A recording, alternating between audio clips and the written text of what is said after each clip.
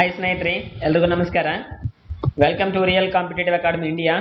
ಆತ್ಮೀಯ ಸ್ಪರ್ಧಾ ಮಿತ್ರರೇ, ಇವತ್ತಿನ ಅವಧಿಯಲ್ಲಿ ಕರ್ನಾಟಕದ ಹವಾಮಾನ ಎನ್ನುವಂತ ವಿಷಯದ ಕುರಿತು ಸುಮಾರು ಬಹುಮುಖ್ಯ ಪ್ರಶ್ನೆಗಳನ್ನ ನಿಮ್ಮೊಂದಿಗೆ ಚರ್ಚೆ ಮಾಡ್ತಿದ್ದೀನಿ. ನೀವೆಲ್ಲ ನೋಡ್ತಾ ಇದ್ದೀರಾ. ಮೊದಲನೇ ಪ್ರಶ್ನೆ ಏನಿದೆ ಅಂತ ಹೇಳಿ, ಕರ್ನಾಟಕದ ಹವಾಮಾನದ ಮೇಲೆ ಮೊದಲನೇ ಪ್ರಶ್ನೆ ಏನಿದೆ ನೋಡೋಣ.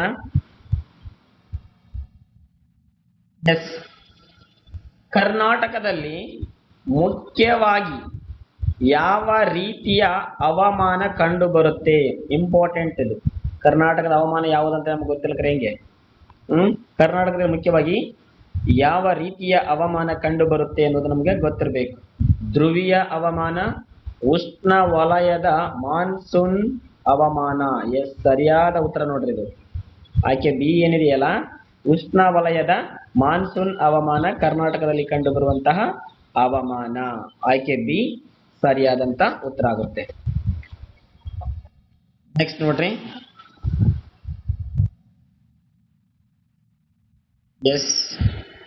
ಮುಂದಿನ ಪ್ರಶ್ನೆ ಏನಿದೆ,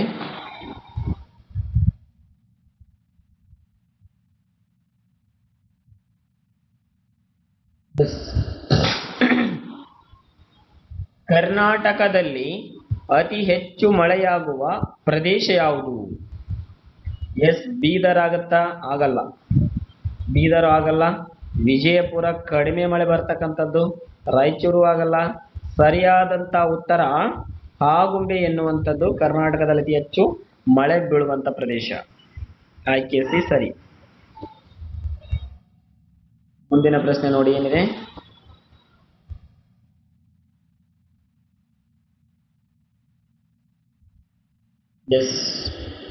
ಕರ್ನಾಟಕದಲ್ಲಿ ಮುಖ್ಯವಾಗಿ ಮಳೆ ತರುವ ಮಾನ್ಸೂನ್ ಯಾವುದು?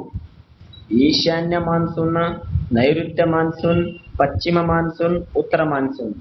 ಕರ್ನಾಟಕದಲ್ಲಿ ಮಳೆ ತರುವ ಮಾನ್ಸೂನ್ ಯಾವ್ದಂತ ಹೇಳಿದ್ರ ನೈಋತ್ಯ ಮಾನ್ಸೂನ್ ಅಂತ ಹೇಳಿ. ಆಯ್ಕೆ ಬಿ ಸರಿಯಾದಂತ ಉತ್ತರ. ಮುಂದಿನ ಪ್ರಶ್ನೆ ನೋಡ್ರಿ ಏನಿದೆ. ಮುಂದಿನ ಪ್ರಶ್ನೆ ನೋಡೋಣ. ಕರ್ನಾಟಕದಲ್ಲಿ ಮಳೆಗಾಲ ಸಾಮಾನ್ಯವಾಗಿ ಯಾವ ತಿಂಗಳಿಂದ ಆರಂಭವಾಗುತ್ತಾ ಅಂತ ಕೇಳಿದ್ದಾರೆ ಅವರು. ಜನವರಿ, ಮಾರ್ಚ್. ಜನವರಿ ಮತ್ತು ಮಾರ್ಚ್ ಅಲ್ಲಿ ಇರಲ್ಲ, ನವೆಂಬರ್ನು ಇರಲ್ಲ. ಇರ್ತಕ್ಕಂಥದ್ದು ಯಾವುದಂದ್ರೆ ಜೂನ್ ತಿಂಗಳಿಂದ ಸ್ಟಾರ್ಟ್ ಆಗುತ್ತೆ ಮಳೆಗಾಲ. ಆಯ್ಕೆ ಸಿ ಸರಿಯಾದಂತ ಉತ್ತರ. ನೆಕ್ಸ್ಟ್ 5ನೇ ಪ್ರಶ್ನೆ ನೋಡೋಣ. 5ನೇ ಪ್ರಶ್ನೆ ಏನಿದೆ ಅಂತೇಳಿ ನೋಡ್ರಿ. ಕರ್ನಾಟಕದಲ್ಲಿ ಅತಿ ಕಡಿಮೆ ಮಳೆಯಾಗುವ ಜಿಲ್ಲೆ ಯಾವುದು ಅಂತ ಕೇಳಿದ್ದಾರೆ ಅವರು.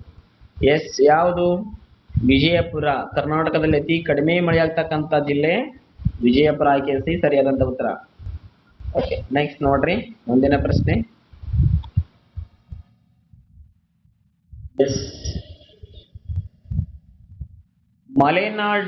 ಮಲೆನಾಡು ಪ್ರದೇಶದಲ್ಲಿ ಹೆಚ್ಚಿನ ಮಳೆಗೆ ಮುಖ್ಯ ಕಾರಣ ಯಾವುದು? ಪಶ್ಚಿಮ ಘಟ್ಟಗಳು, ಪೂರ್ವ ಘಟ್ಟಗಳು, ಅರಬ್ಬಿ ಸಮುದ್ರದ ಉಷ್ಣತೆ ಮಾತ್ರ, ನದಿಗಳು.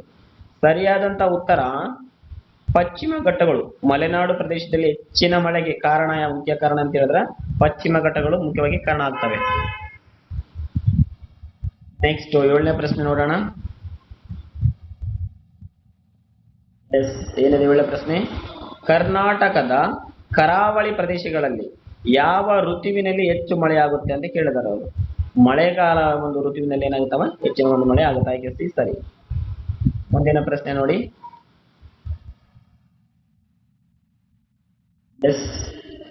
ಕರ್ನಾಟಕದಲ್ಲಿ ಚಳಿಗಾಲ ಸಾಮಾನ್ಯವಾಗಿ ಯಾವ ತಿಂಗಳ ಅವಧಿಯಲ್ಲಿ ಇರುತ್ತೆ ಅಂತ ಕೇಳಾರು.